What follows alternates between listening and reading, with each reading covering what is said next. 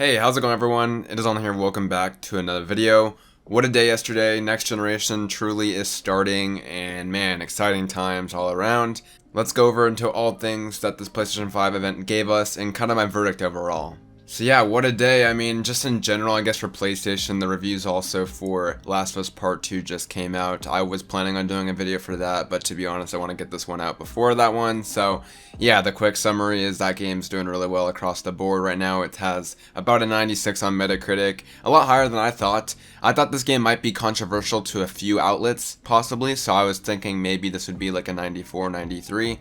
I didn't think it would be up there with like GTA, Red Dead Redemption 2, and Uncharted 2 actually. So yeah, congrats to the team at Naughty Dog. Looking forward to playing that, of course, next week. In terms of covering for the game, there's nothing really else to cover at this point. I'm just kind of playing the waiting game. As soon as I play the game, that's when my coverage will start. I'll probably do some sort of unboxing video similar to what I did for Red Dead Redemption 2.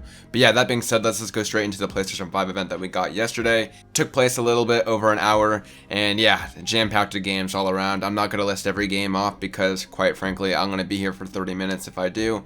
I want to note that a lot of the games actually looked really well, whether it was like indies or the biggest, first-party games from Sony. A lot of the games they chose to show off were pretty interesting. I can only think of maybe 3 to 5 games that I didn't really find interesting at all. The rest were all pretty impressive all around, so good selection of games here.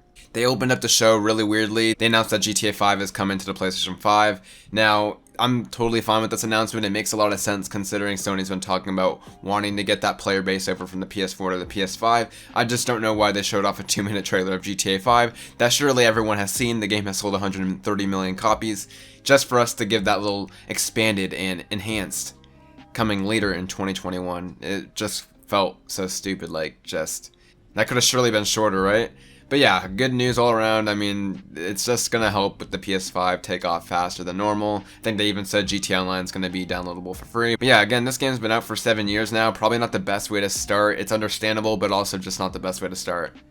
Luckily, after that, the show really picked up. We got a lot of first-party announcements in the beginning of the show and at the end of the show. Marvel Spider-Man did not totally see this coming. I literally tweeted it out saying that a lot of Spider-Man fans, I could see them being shocked when they see the Insomniac logo and then see Ratchet and Clank, because I totally expected that to get a showing before we see Spider-Man again. Turns out Spider-Man's going to be getting a similar expansion to what Lost Legacy was for Uncharted 4. Miles Morales, hell yeah, that's going to be really dope. Already coming out later this year. The game looked pretty cool from that short little trailer that we got. And yeah, it looks like we're going to be playing in New York City during the winter time, perfect for holiday 2020. I fully, they say holiday 2020. This game is going to be a launch title, no doubt. And man, have you seen the sales numbers for Spider-Man PS4? Like literally everyone and their mom bought that game. The game sold extremely well, and it's super smart to have that as a launch title, totally. If there's a juggernaut to go against Halo Infinite, maybe not, receptionally will it be Spider-Man, but definitely sales-wise, that's a great game to have. Gran Turismo 7 was announced. I mean, the game looks graphically beautiful. I don't really have any other thoughts besides that. Ratchet and Clank Drift Apart, hell yeah, there we go. That's the game I've been talking about that I can't wait to see. Honestly, it was a bigger technical showcase for the PS5 than I imagined. Probably was one of the better showcases there. I've been saying for a while now that Ratchet and Clank would be a great game to show off for the PS5 just because of the haptic feedback, all the gadgets that Ratchet has, that just to me screamed great potential to show off the DualSense. And the guy literally from Insomniac kind of just said exactly what I was thinking. Yeah, as well as the SSD, going between the different dimensions on the fly like that, really impressive stuff. And it looks like it's going to be a sequel to A Crack in Time, I believe. It's kind of iffy at the moment. They didn't really talk about it. They just kind of showed off the game by game. But it looks like this game's probably going to come out in 2021 because I imagine Insomniac won't have 2 titles for the launch. I could see this probably being in the first half, similar to when the 2016 Ratchet came out, maybe that March to May timeframe. That'd be pretty cool. Sackboy: A Big Adventure. Now, this was a shock to me. I was like, is this a Little Planet 4? Because we literally have dreams. What is this? And turns out it's just going to be a Sackboy single-player adventure, which I think is pretty smart. You get that iconic IP. Essentially, this probably will be kind of like a knack title. Possibly, I'm currently predicting that this might be a game that comes out alongside Spider-Man. I feel like that's a good holiday title to have. I don't see this game coming out at any other time of the year besides the holiday time. It just makes so much sense. And yeah, Sumo Digital's behind it, the people that made Little Planet 3. I personally found that to be not as good as the first two, but this one looks a lot more promising than the other one. They completely, ditched the idea of Oddsock and all the weird sack creatures and are going to return to form. Just looks like it's going to be a expanded or an evolution of what we've seen from the Little Planet, single player. And yeah, it looks pretty cool. The name looks generic as hell, Sackboy Big Adventure. I literally thought that was just a tagline, but turns out that's just the actual name of the game. So yeah, I mean, definitely nice to have. I'm looking forward to playing it, and was a surprise for sure. Housemarque's new IP was finally revealed. I've been talking about this for a few months as well. Returnal, what a great name, and also cool concept.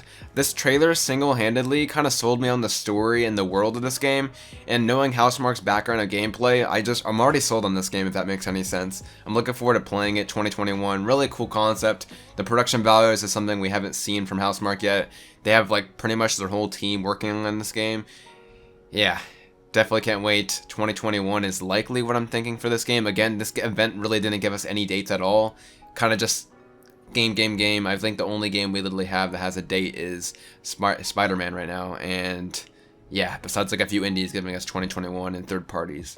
Now the final two announcements of the show, or I guess near the end of the show, was Demon's Souls and Horizon. Demon's Souls, man, I feel like that got kind of shafted for a showing. I mean, it is a remake, so there's nothing they can really show off. I mean, the game technically is already out, but yeah, what a remake. If you just see the screenshots online, this game, Bluepoint, what are you doing? Like, it's insane how much better it is than like what they did with Shadow of the Colossus. Like, this team just constantly seems to improve and blow away my expectations. Like, if you really look at the screenshots, there is a bit of a worry in my opinion based on the atmosphere, because the game doesn't look like the same kind of mood that the original set out for, which I totally see right now. Right now, I'll give them the benefit of the doubt, but it does have a bit of a concern for me. But just looking at the graphics alone, it's crazy how they take these environments with not much detail, and yeah, I just think the screenshots speak for themselves. Like, the game looks so good. Horizon Forbidden West, what a shocker. I'm being sarcastic, of course. I want to say that really this trailer sold me on the locations. That's definitely one thing that I'm looking forward to. It had like a little bit of a tropical vibe, and then showed off some snowy mountains and later on the desert. I mean, that was a good thing about the original as well. It seemed like it had a really good use of just showing a bunch of different biomes at the same time. Looking forward to seeing some gameplay. I honestly want to see gameplay for Horizon more than anything else, so this trailer didn't really do much for me besides the location, as I said. Looks like we're going to be going to the west coast of the United States. Hey, home turf, man. That's exciting. Yeah, besides that, I think this game probably is one of the farther off games that we saw there, obviously, from at least the first party studios. I said pretty much that I'm expecting this game to be fall 2021 at the earliest. Wouldn't be surprised, honestly, if it's 2022. Just because whenever I predict, Sony games that come out, they're always like a year or two later than I actually think. I thought that it might be, possibly the first half of 2021, as I said before, but I didn't really anticipate so many games to be announced that were like a smaller scale, like Sackboy and, Housemarque's new IP to a certain extent. Like, there's a lot of games that are coming out that I don't feel like you need to rush Horizon just yet. It'll probably be a year after the PS5 comes out is my kind of guess, maybe a bit after that, but surely it looks like it's worth the wait. Now let's talk about some third parties real quick. Yeah, quite a big showing from at least some Japan developers like Capcom, and, Bethesda was a weird one as well. Project Athia from Square Enix was pretty cool. That looks like some people thought that it might be Final Fantasy 16, but just a different name. I don't think that's going to be the case, but that definitely intrigued me. Resident Evil 8 Village from Capcom, I was constantly thinking, is this Silent Hill? I don't think it's Silent Hill, but it looks like it might be Resi 8. There was that Village leak. As soon as I saw the werewolf, I'm like, yep, it's the leak. Village is correct. Turns out it's a next-gen only Resident Evil, which I didn't expect for a game coming out so soon. I say so soon, I'm guessing this is going to be early 2021, like they like to do with Resi games. Currently, it's only given us 2021. Maybe that's something due to COVID. Could be, something you could honestly use as an excuse for all the games not really getting release dates. Yeah, I'm looking forward to playing it.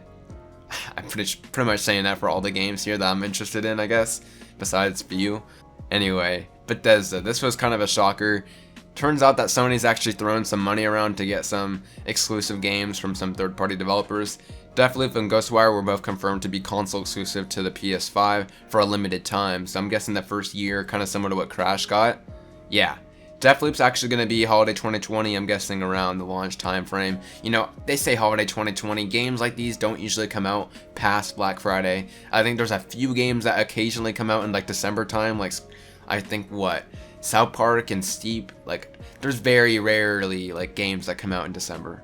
so I'm fully expecting Deathloop to be around at like launch.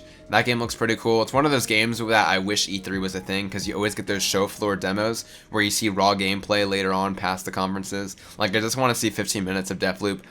Yeah, pretty much the trailer didn't really do it justice. This game's hitting 4K 60, looks pretty cool. Looks like they're taking that Dishonored kind of gameplay, but more action focused instead of stealth.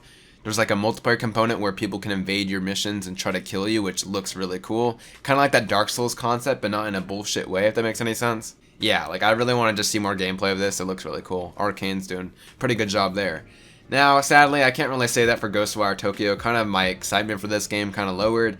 The game is looking to be a little bit more neon and futuristic than I thought. I thought it'd be more of a horror vibe, but yeah. Besides that, the gameplay also didn't really show too much. Like, I saw a guy poking fingers through people's chests and they were disappearing. I mean, it looks weird as fuck, but besides that, I don't really know what else to think. Just the game looks bizarre. Doesn't look too interesting to me, in my opinion. I need to be sold on it more, so sadly that's the case for Ghostwire. Pragmata from Capcom looks really bizarre. I thought it was a Kojima game, I'm not even gonna lie. It looked like the same art style as Death Stranding, and it had the astronaut similar to what Kojima Productions has in terms of their branding. Turns out it's from Capcom, and it's coming out, I believe, in 2021, or at least they're showing stuff off next year. Hitman 3, that looked, you know, it looks like more Hitman. And in terms of the indies, I want to highlight two games that were pretty interesting to me. Two brothers came out on stage, and it was like, a very small studio. I'm like, okay, this is going to be pretty, nothing significant. Turns out Kenna, Bridge of Spirits, looks pretty damn rad. It kind of looks like a more cartoonish Pixar version of Horizon. That's like a weird way to sum it up. I don't like comparing games and just slapping other game names to compare it to. That's just kind of disrespectful in a way, but that's the best way to describe this game. It looks really cool, and just everything I've seen after the press conference in terms of like the screenshots that have come out, just sell me more on this game. I just want to see more of it. It's like a platformer, bow and arrow combat. I don't know, like not hack and slash, but like, I don't know, man. That game looks really dope. I can't wait to see it. Little Devil Inside also looked really intriguing. It kind of reminded me of Playdead, the people that make Inside and Limbo. Yeah, it looks really interesting. I don't know what the whole concept is of this old man taking a dump in a bathroom. I'm guessing possibly he's daydreaming about the kid. Like, maybe that's his imagination. I don't know. That game looks pretty cool. And all this led up to the reveal of the console, and man, does it look really bold. I mean, I already knew the color scheme was going to be white and black, because surely that's what the DualSense looked like. So I kind of already pictured that, but man, it looks really futuristic. It looks like a Shanghai skyscraper. It literally does. And yeah, it's massive. It's actually a lot bigger than the Xbox Series X. It's kind of fascinating to see the different designs that Xbox and PlayStation went for. Really interesting to see, and yeah, I just know that this thing is going to be huge. The big surprising thing was the fact that they announced that there's going to be a digital version. So pretty much, we've seen the trend this generation where more and more people are buying their games digitally. I guess this is going to be a way for Sony to have a cheaper way for people to get into next gen. As they said, they want to get people as fast as possible into next gen at a cheaper alternative by just sacrificing the Blu-ray drive and just going fully digital. I myself, of course, won't be picking this up, but it's nice to have options. That pretty much sums up the event. There's a lot of peripherals also announced in terms of the console. Just overall, the things we need now are just the price, the UI, which they teased us and then didn't give us any more information on, which I'm pretty pissed. And, of course, the release date, which I'm expecting it to be middle November. They could surprise us and say, hey, this thing's coming out in October, but honestly, that's probably not going to happen. Exciting times all around. I think we're looking at an August reveal. That's kind of what the rumor mill's talking about in terms of a next reveal.